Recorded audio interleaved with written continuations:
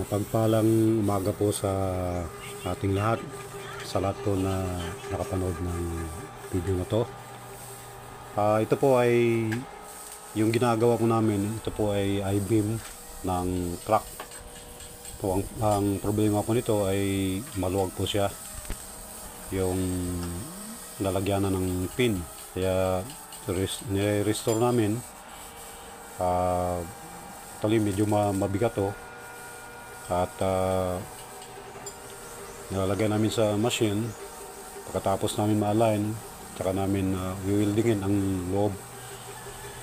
At pagkatapos i-rebore siya. At para makuha po yung tamang sukat ng pag-ibalik na yung pin niya. So ito po yung